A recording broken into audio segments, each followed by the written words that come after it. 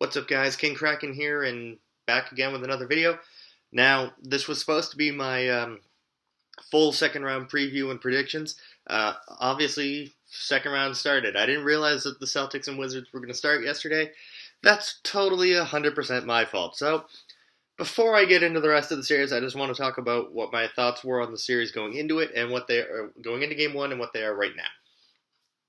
Going into it, I thought Washington would easily handle the Celtics, maybe 5 or 6 games, because Boston is the most overrated, one seed in NBA history, and it looked that way. It looked that way early, even with with that Markieff Morris injury. But they could not keep the foot on the gas and just pound the fucking Celtics into the ground. They let them back into it and lost by double digits, which is amazing considering they put up 22 points before Boston hit a shot.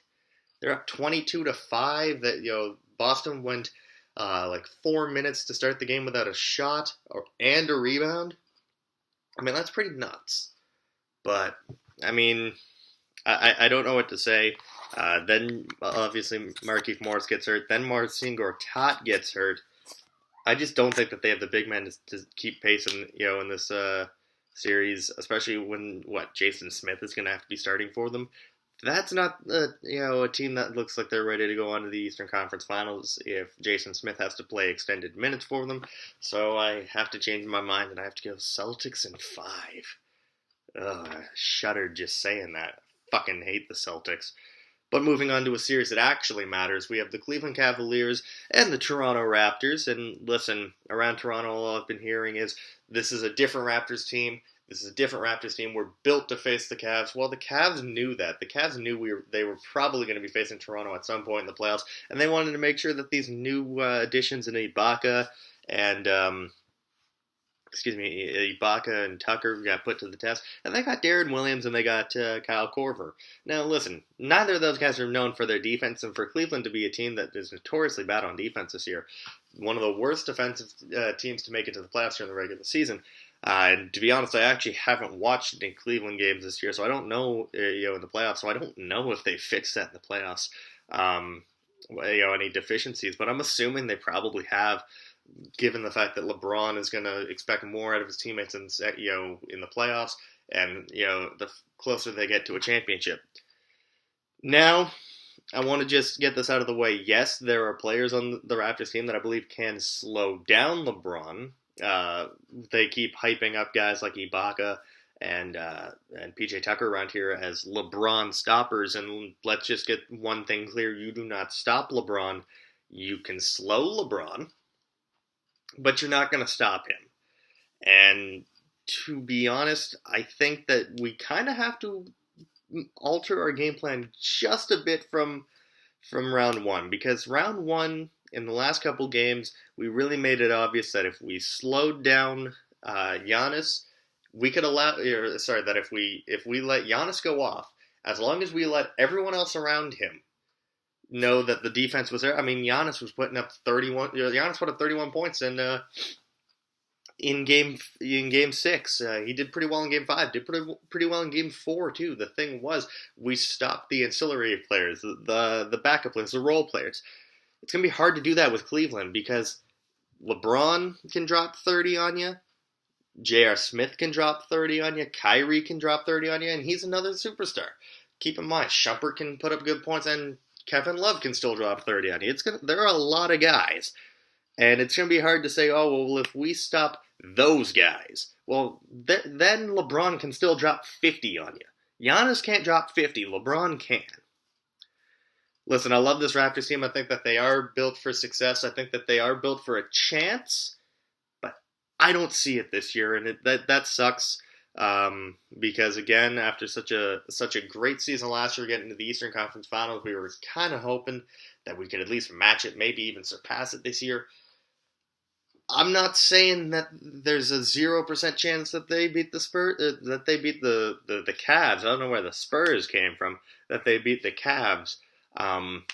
But I just don't see it. I'm going to say that this one comes down to a Game 7.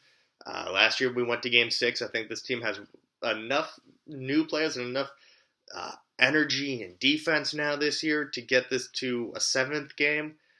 But I think the Cavs still take it. I'm going to go Cavs in 7. So that would set up an Eastern Conference final of the Celtics and the Cavs, which would probably mean that the Cavs would steamroll them in 4 games. Moving on to the West, and listen, the West, there's one good playoff series in the West, kind of like the East. It's really weird like that. The semis are just not as interesting this year. There's one good series in each conference, and one where we already know the result going into it, really. So let's tackle the one that everyone knows going into it, and that is the Utah Jazz, fresh off their victory last night over the LA Clippers. Maybe I'll do a video on the Clippers. I don't know. And listen, Utah had a great season. They did well in the first round. All that jazz. It comes to an end now. I think that Golden State sweeps them. Listen, I don't think that they've got the defensive players to match up with anyone on Golden State's roster. I just think that this is going to be too easy for Golden State, and they're going to move on to the Western Conference Finals in a rather short amount of time. Second is the important one, which is Houston and San Antonio. San Antonio kind of dominated the series against Oklahoma City. Really, I only saw 1 or 2 games in that series, but it seemed like Houston was up big every time.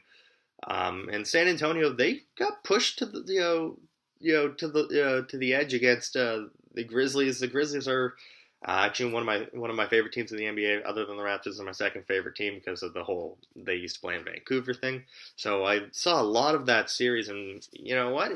I think that if Houston's able to get any sort of physicality out of these guys that normally aren't physical, like Lou Williams and Eric Gordon and James Harden defensively, Ryan Anderson, they can put the Spurs in a very tight predicament, just like Memphis did.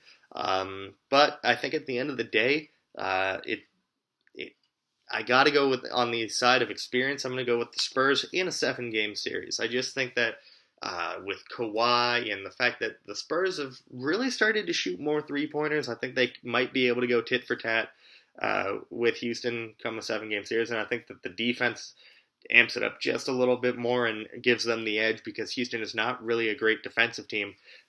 They're basically running the Mike D'Antoni 7 seconds or less offense, but with 3-pointers being absolutely crucial to this offense. I think that having a Kawhi Leonard, who is an elite and the best perimeter defender in the NBA, gives them a bit of an advantage.